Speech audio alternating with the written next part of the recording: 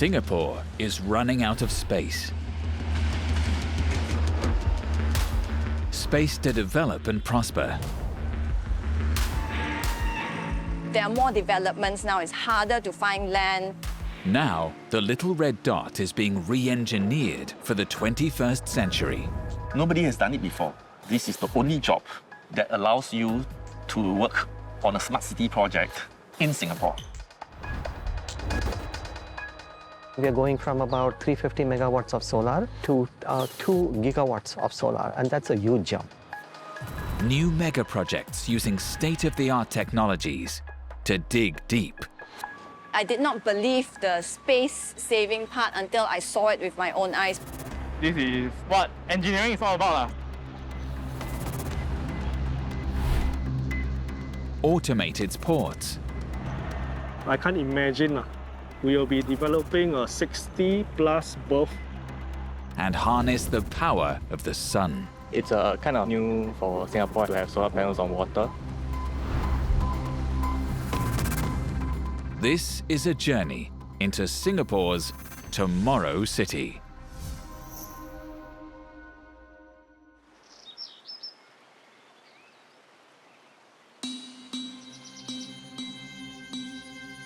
Tengah Reservoir is usually a place of quiet contemplation. Now, the peace has been shattered by the sounds of construction.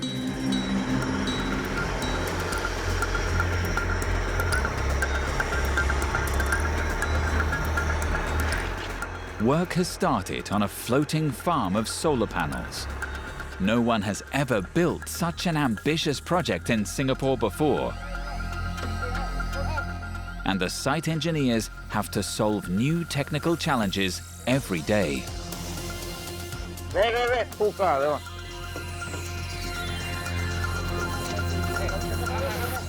Okay, slow down, reverse.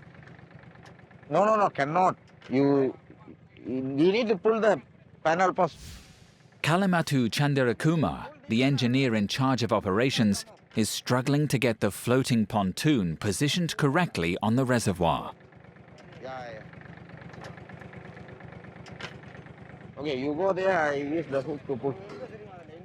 Each pontoon has to be anchored to the bottom of the reservoir, and the team has run into problems finding the anchor points.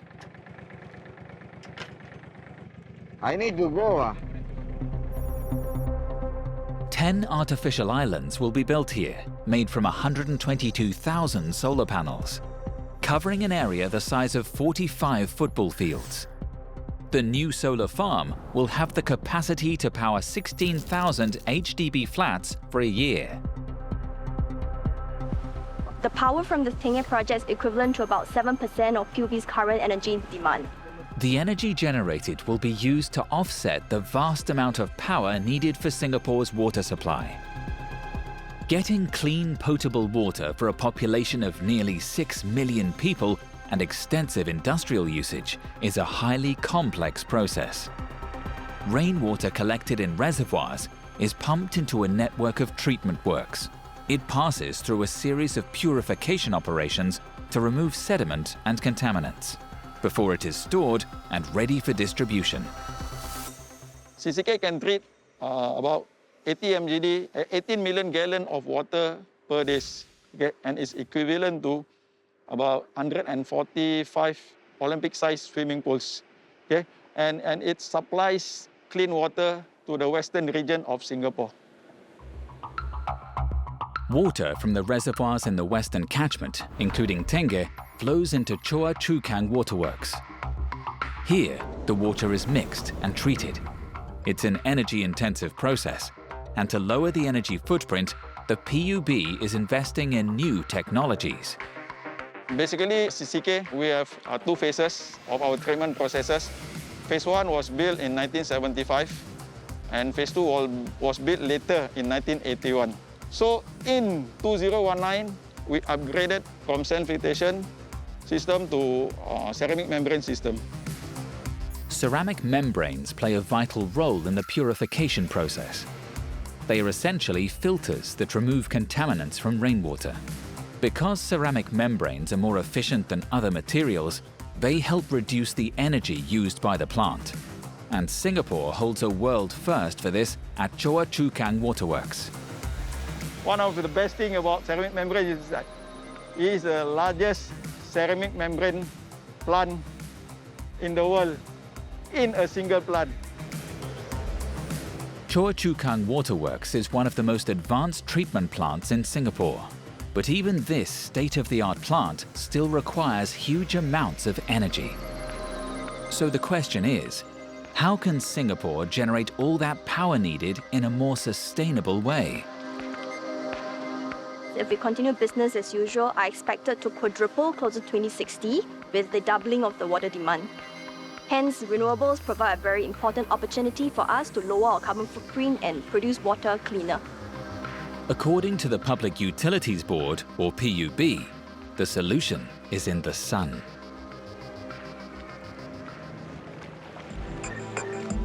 Solar energy is one of the most viable renewable sources in Singapore.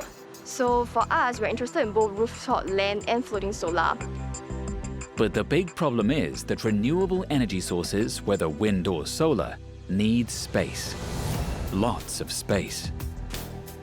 Wind farms and solar projects occupy huge areas of land or sea to effectively compete with non-renewable energy systems. But space is a resource Singapore is running short of. Solar deployment is dependent on the availability of land. So our large reservoir surfaces thus provide a very good opportunity for us to deploy large-scale floating solar farms. So now PUB's reservoirs can double up as stormwater catchment areas as well as hosts for large floating solar farms. So the planners decided to kill two birds with one stone. This ambitious plan has been piloted for Tengah. It's a clever idea because until now, reservoirs have only been used to catch and store water. Rain that falls on Singapore's 728 square kilometers of land is channeled to 17 reservoirs. These reservoirs are an untapped resource. At Tengah, the engineers begin constructing access routes to the reservoir. These will be needed during construction to bring in the panels, cables, and other components of the new solar farm. Now we are at the preparation stage. Preparation of the temporary access roads and ramps. And the next one, erecting the platforms and the ramps on shore to the reservoir. So it's a meeting point of the water and the land. At Tengah, there will be 10 zones of floating solar cells, joined together in rafts or pontoons. Each cell uses a double glass construction to amplify the durability. When sunlight hits the solar panels, the absorbed radiation triggers a reaction that generates an electrical current and heat. One of the advantages of constructing the solar farm on the reservoir is that there is abundant wind to cool the panels. The solar panels send a flow of direct current to combiner boxes, which convert it into alternating or AC current for domestic and industrial use. From the plant, the AC current is sent into the national grid. Tengah looks set to be one of the world's biggest island solar farms. It is expected to offset an estimated 32 kilotons of carbon emissions yearly, which is equivalent to removing 7,000 cars from the island's roads.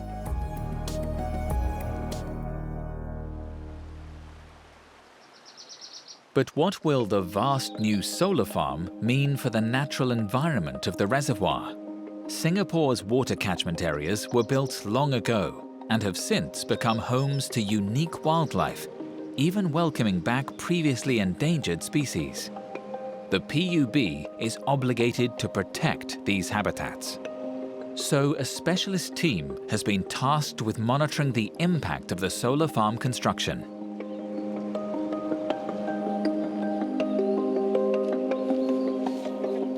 So we're going to collect the data from here, right? Yeah. Okay. Environmental consultant Hong Yo will be keeping a very close eye on the flora and fauna at the reservoir to ensure that there is no disruption to their environment. His team will use a network of these camera traps to record the numbers and activities of animals during construction. We don't want to disturb the animals surrounding here. That's the purpose of this survey. You will see common birds like mynas, kingfishers, or even like the raptors you can see in the background, the Brahmini kites. And then on one instance, we saw a monkey, a long-tailed macaque. Hong Yao's work has long-term significance. The PUB wants to use the island's other reservoirs to build more solar farms. So Tengah will need a clean bill of environmental health for other projects of this scale to get the green light.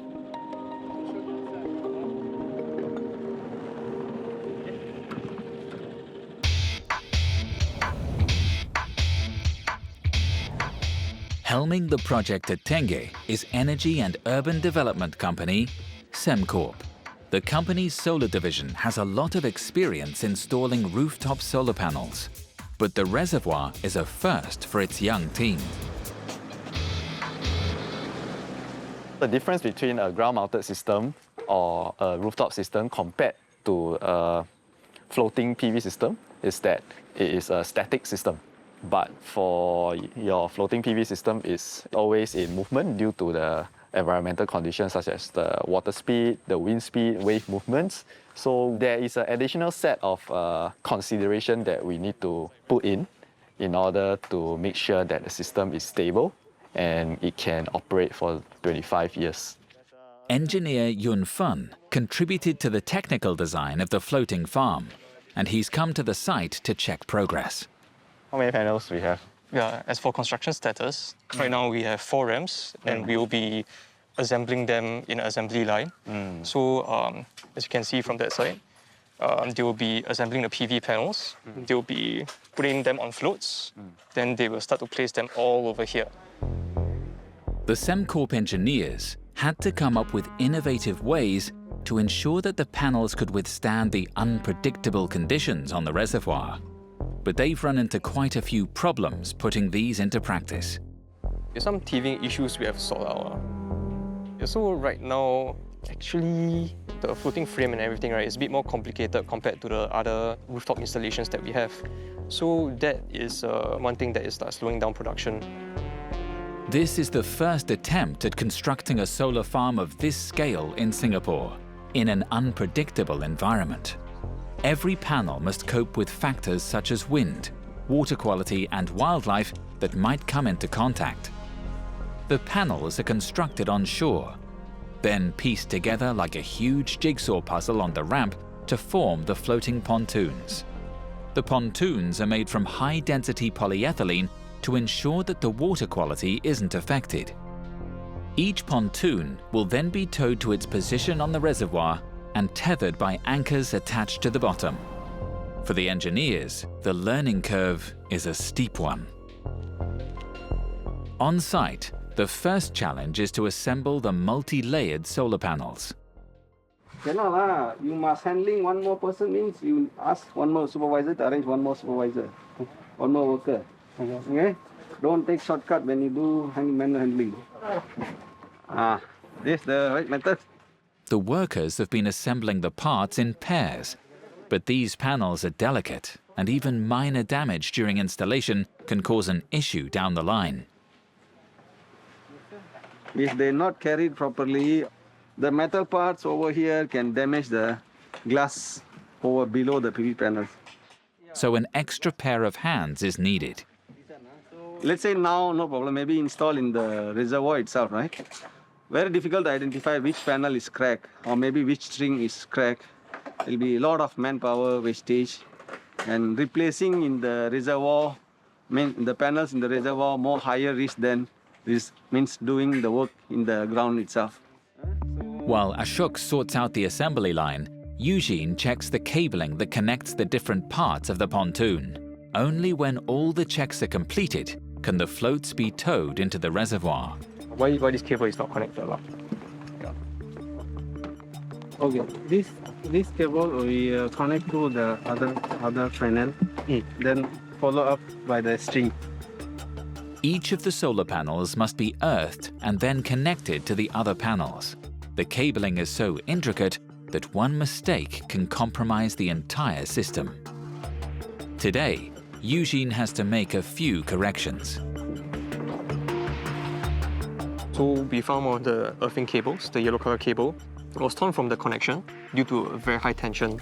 So issues like cable management, cables, especially like the fasteners for the floats, any issues with them have to be resolved before actually towing the array out, because they will actually save time. Now how we are doing, now we push the panel, then fix this board. Okay.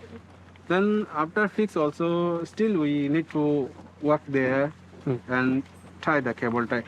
Okay. Yeah, this is the difficulty. Okay. Like, so have you all tried removing the cable over there? Like, let's say, like that's between the panels itself. Okay, actually now the gap is very short.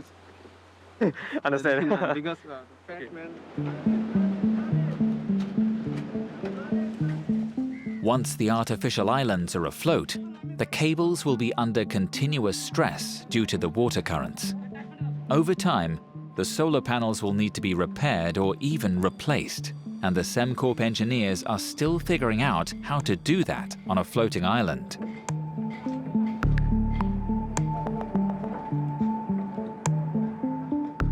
So right now, it's very much in the experimental phase. Let's say for our rooftop installations, it's actually elevated. So if you want to change a panel, go underneath the panel, and then you just like lift it up from the underside.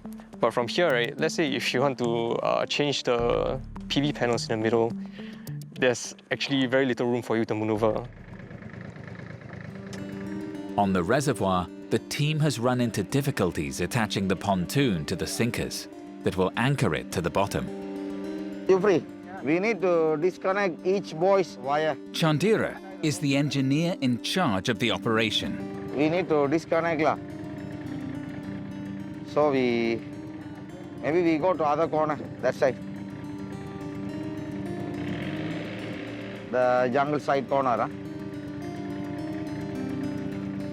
Then we need to disconnect from the panel. Technical difficulties are not the only problems confronting the engineers. When COVID-19 hit Singapore in 2020, the number of workers was cut down. Now, they are trying to make up for lost time. If they can't get this first solar island into position on time, the project could fall behind schedule. They have just 6 more months to complete it.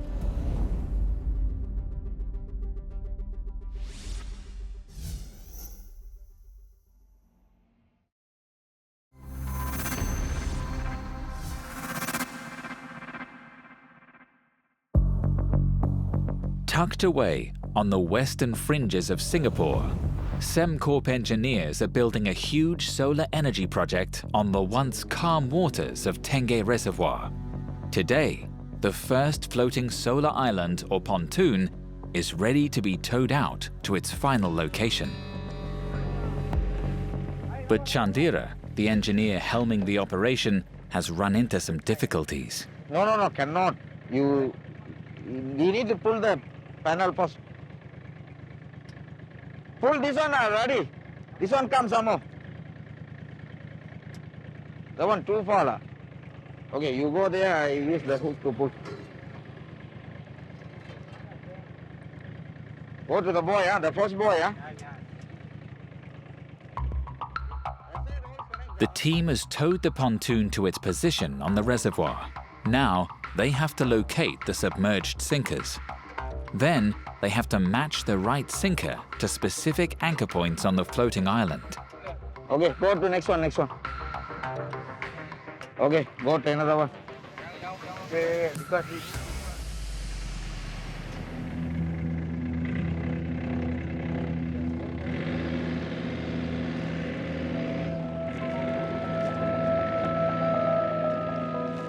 Strong winds are threatening to push the pontoon in the wrong direction. It's become a test of the boatman's skills. Okay. Kumar, tie now.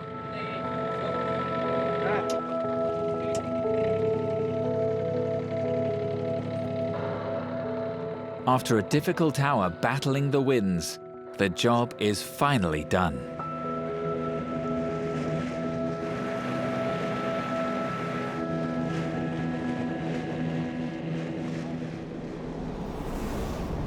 For Singapore, the future well-being and security of the city-state hinges on the success of projects like the Tengah Solar Farm. Tengah Reservoir is just one example of the way Singapore is tackling the problems of global warming and space shortage at the same time.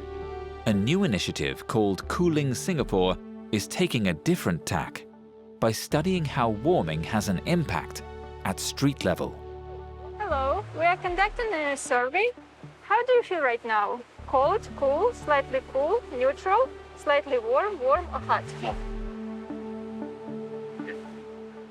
How do you feel about the humidity now? Very dry, dry, neutral, humid or very humid? Humid. As an island situated close to the equator, Singapore is uniquely vulnerable to sea level change and global warming. A study conducted in 2018 revealed that at certain times of the day, urban areas in Singapore were 7 degrees Celsius hotter than forested zones. This is called the urban heat island effect. If you look at temperatures downtown in Orchard Road, it was 30 degrees Celsius at 10 p.m. And in Lim Chu Kang, it was 23 degrees Celsius. We know what causes the heat island. It's established science. We know what causes climate change. It's also established science. The challenge, though, is trying to develop a set, a basket, a combination of solutions that can give us the best outcomes to reduce our exposure to both the heat island and to climate change. Cooling Singapore was launched in 2017 to look into the challenges of a warming island. Today, they are trying to investigate outdoor thermal comfort. Basically, how hot do you feel?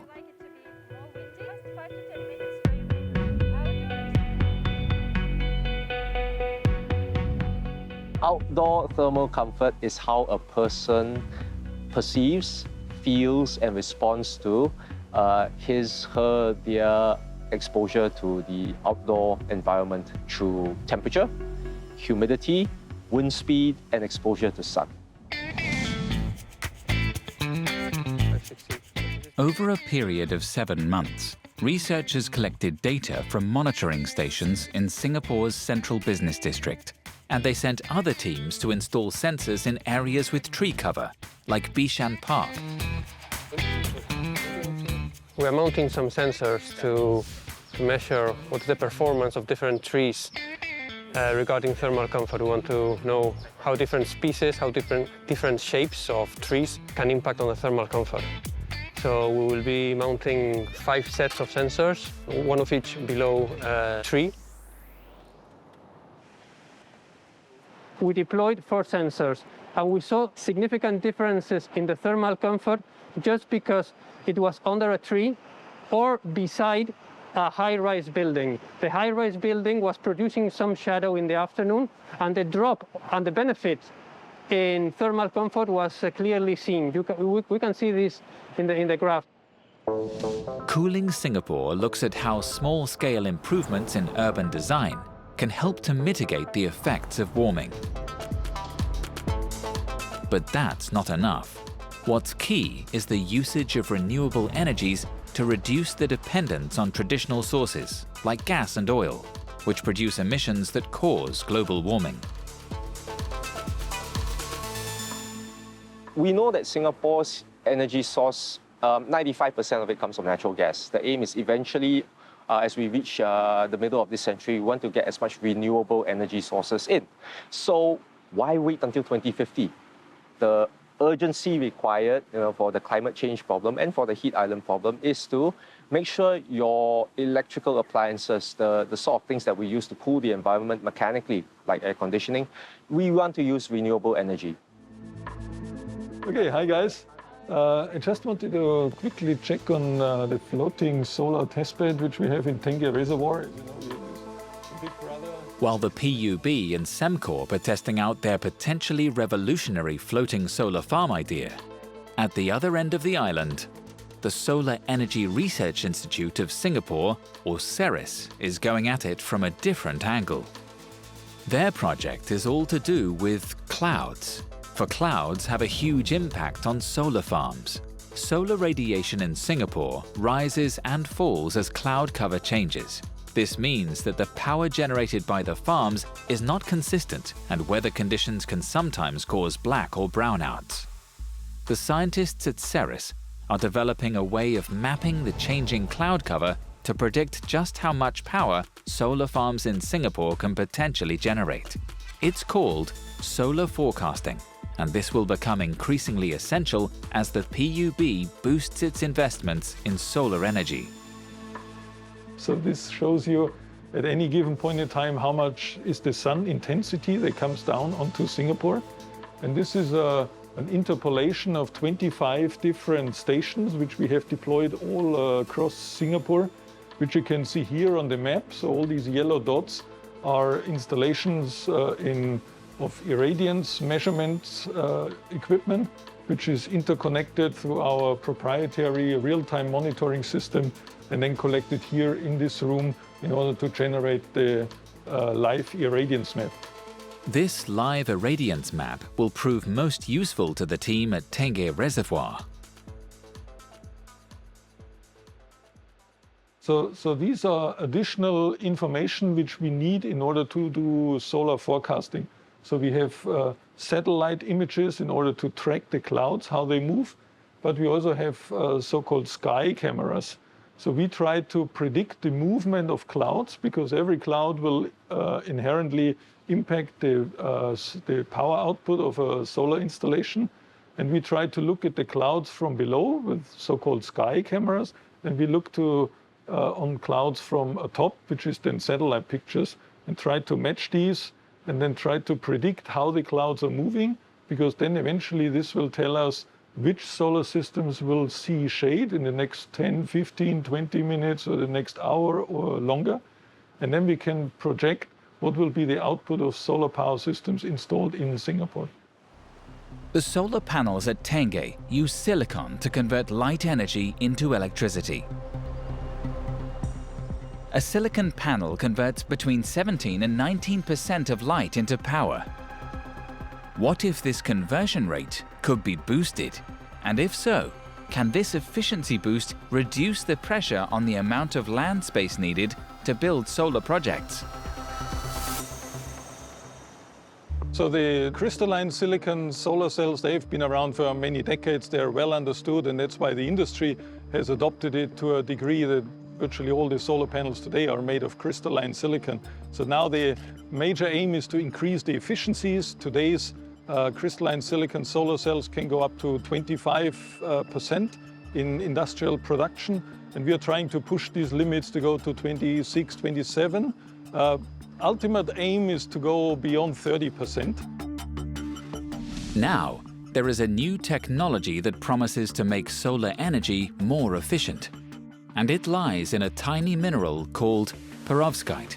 It has a crystal structure that absorbs sunlight more efficiently than silicon. In Singapore, researchers have been astonished by its performance in the lab. When we tried it out, the efficiency was already much higher than what we had done before. So although I did not want to believe in it, I have no choice because data is king and I gotta believe it. It's much easier to make, it just works. At the School of Materials Science and Engineering at Nanyang Technological University, Professor Nripan Matthews and his team are hard at work investigating the potential of perovskite.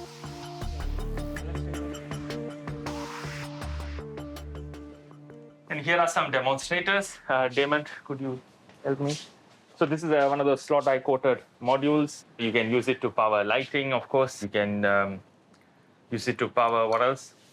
Simple internal clocks, etc. The advantage of perovskite solar cells is that the materials that we use, the quantity of materials that we use is much, much lesser. So you can make lighter, flexible solar cells. The amount of material that you need to make is not that high. Perovskite may well be a game changer in solar energy. Because the material is more efficient, solar projects like the one at Tengah will not need so much space. Perovskite can be used in panels thinner than a human hair, and these panels can be made using inkjet printers. It's simple and cheap, in theory. So let's walk through the labs. So our lab has many kinds of chemical assembly, chemical analysis, etc. So over here is a room we do a lot of our printing. So you can come in. So this is our large format printer, which can go 30 cm by 30 cm. And we use the same screen printing technology. So these are the different precursors that we use. As you can see, all of them are solution. Viscous paste. So we print them layer by layer, and then we infiltrate the perovskites through them. Professor Nripan is passionate about perovskite. Now he just has to find a way to perfect the production.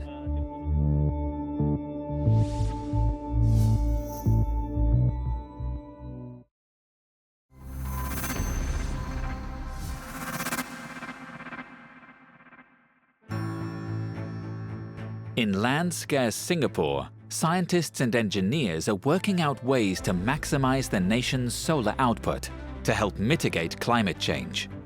The key is to make ever more efficient use of space and technology.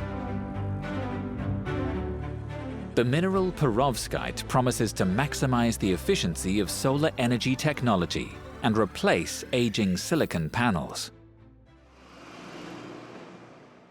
Startup Prominence PV is the first company in Singapore trying to manufacture perovskite glass panels.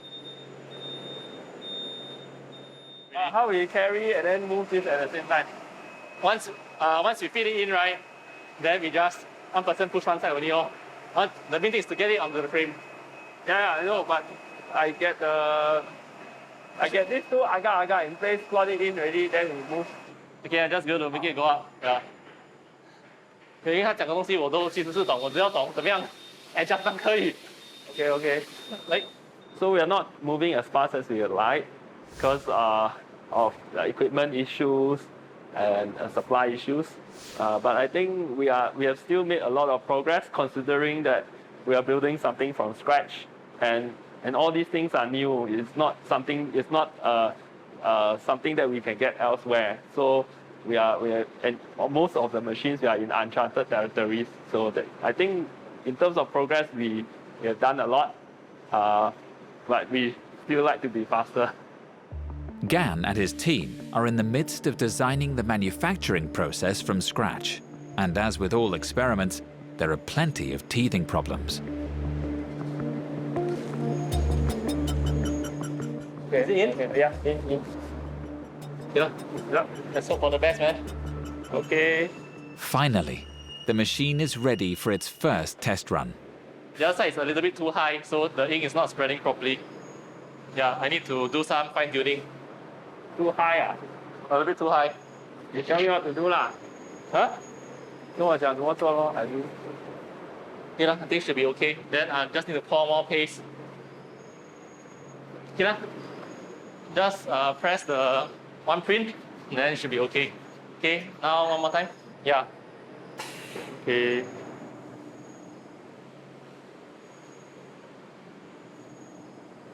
Actually, the print is looking pretty good.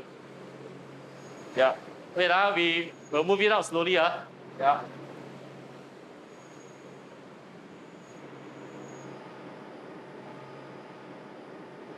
A lot of dust.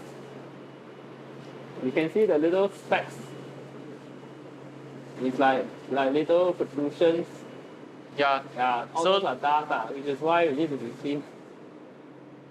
Later we'll be doing a major cleanup. So because now we just have to make sure the machines are running first. This is a dummy print. I'm 80% to 90% satisfied. So the rest at least this machine we know that it's working. Now it's up to us to really clean it up and make sure that during the actual printing we don't get this kind of dust. Yeah. Yeah, quite happy that for first run I think it's a pretty good result. But we still have a lot of work ahead of us. Ensuring that the screen printing machine works is the crux of the process. With their first test print a success, they are one step closer. But there are still many obstacles to overcome in order to scale up the production. This will require months to fix.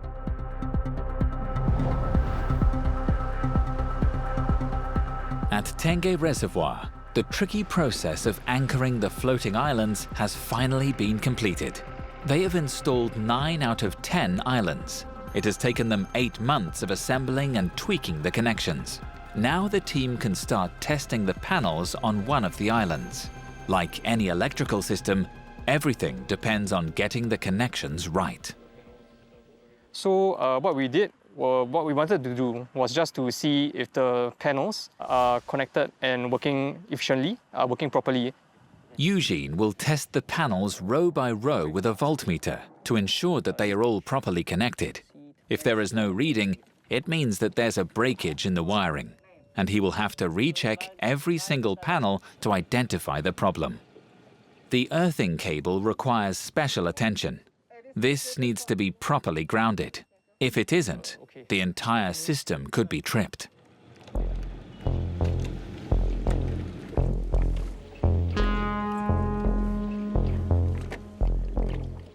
Like any electrical engineer, Eugene dreads finding a loose connection between the panels. And now, he has.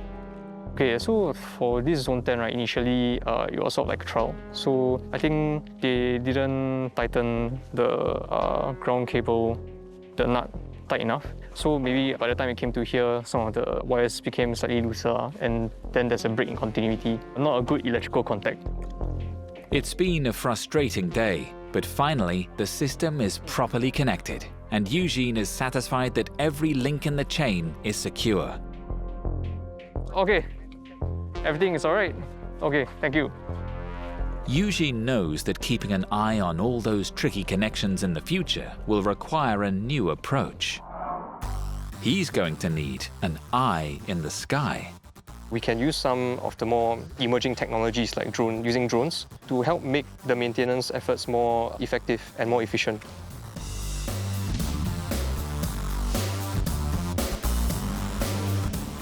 Today, this new drone technology is being trialled at Tengah. The drone is equipped with specially designed cameras.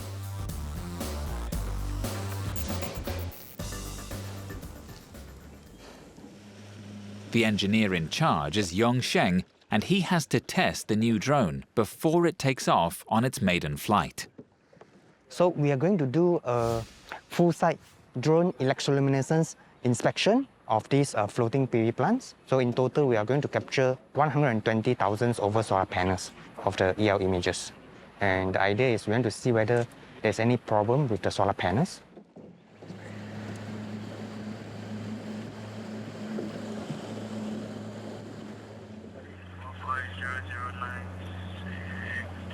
Can I just check what kind of drone will you be flying? I'm flying Foxtech Gaia 160S. Solar farm companies typically use infrared images taken by inspectors on the ground to check for defective solar cells. This new electroluminescence test can survey the entire array of panels to reveal any malfunctioning parts in the system. Electroluminescence, you can think of it, solar panel in the daytime, you have sunlight, so it will convert the sunlight into electricity. So similarly, the solar cells, you can function the other way around by injecting a current to the cells, and then it will emit light. But this light is in a very specific wavelength where it is not detectable by our human eye. So you need to use a special camera to detect this electroluminescence signal. Okay, so thanks guys. Are we good to go? Yes. We can proceed to the water. All right. Okay, thanks. Let's go. I am quite excited to conduct the test because this is the first time EL is being done on an installed location. I'm actually quite curious as well to see if there is anything that we can do to improve on our working process. Even though we designed these plants to run for like decades, most of our plants are quite new.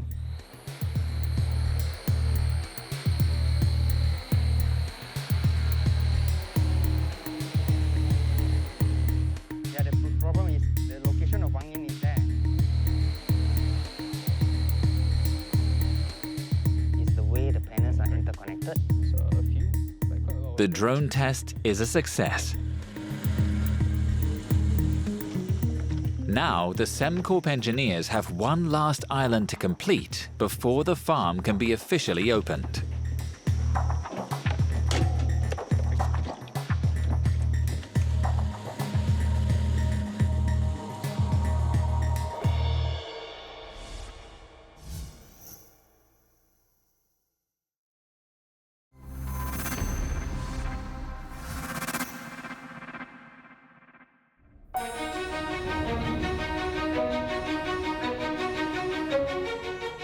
As Singapore continues to grow economically, so do our energy demands. With challenges brought about by climate change, Singapore has chosen to invest heavily in clean energy. The goal for 2030 is to be able to deploy at least 2 gigawatt peak of solar energy. This can power up to 350,000 households. With this concrete deadline, the work at Tengah Reservoir continues. But ambitious new projects like Tengah can only be one part of the solution. Reinventing how Singapore generates power in the 21st century requires new thinking across the grid, literally. Today, most of Singapore's power is generated by burning liquefied natural gas. This is converted into electrical power and transmitted to the national grid. Then, the electricity is distributed to consumers. It's a one-way process.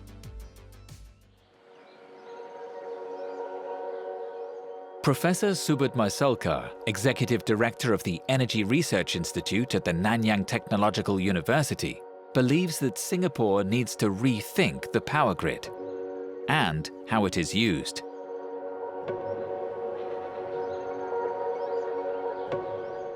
Solar electricity is not being generated if the sun is not shining. So for the intermittency part, we need energy storage. Our power grid needs to be modernized. We need to digitalize the power grid. We need to introduce new technologies like power semiconductors into the grid. So the new smart grid of the future would enable peer-to-peer trading. So the consumer now is fully empowered to generate electricity and sell electricity back either to the grid or to its neighbors or to its peers. Certain startups are doing just that. They are taking the initiative to revolutionize Singapore's grid. One of them is Electrify. Hey! Hi, how are you? Hi. See you. Oh, nice to meet you. Excellent. Okay, great. Hey, we'll check out the meter as well. CEO Martin Lim feels that the national grid should be open to anyone who can provide power, especially ordinary Singaporeans who are generating solar energy on their own. Okay, so here are our solar panels. Nice. Okay, so here's a better view of the solar panels. Yeah, it's very impressive. You can see the 10 by 10 solar panels. So this is a 6.3 kilowatt peak system. So on average, about 3.5 sun hours, we get about 21 kilowatt hours of energy per day. An air conditioning unit uses around 3.5 kilowatts per hour. Robin's 21 kilowatts are sufficient to power his air conditioner for up to 6 hours a day. He spent around $14,000 on the installation of the solar panels and is now trying to recoup his initial investment. He is selling the total generated 90 kilowatts per month to interested consumers through Electrify's platform.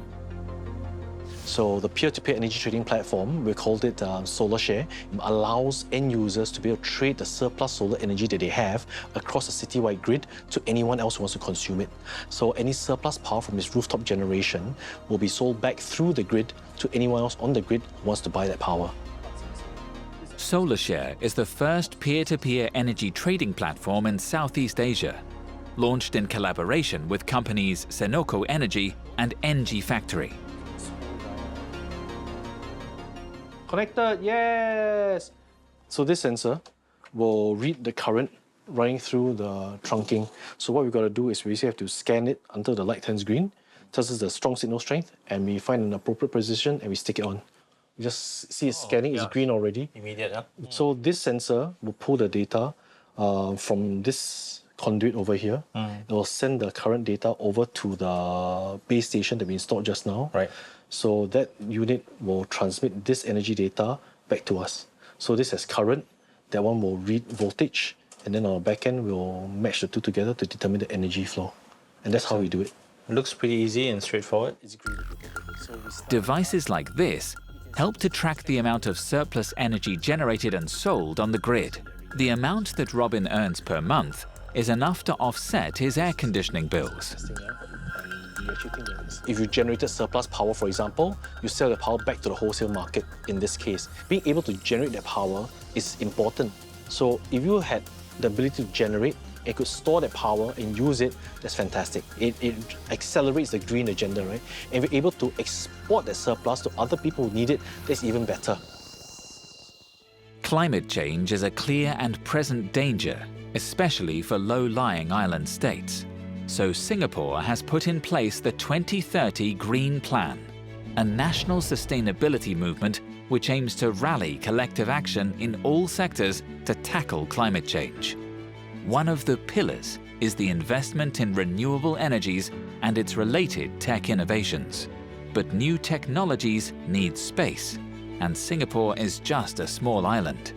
More groundbreaking solutions will be required in the coming decades to tackle climate change, like the Tengah Reservoir solar project. The new solar farm was completed on time in July 2021. Now, the thousands of floating solar panels are sending power to Singapore's water treatment plants in our Tomorrow City.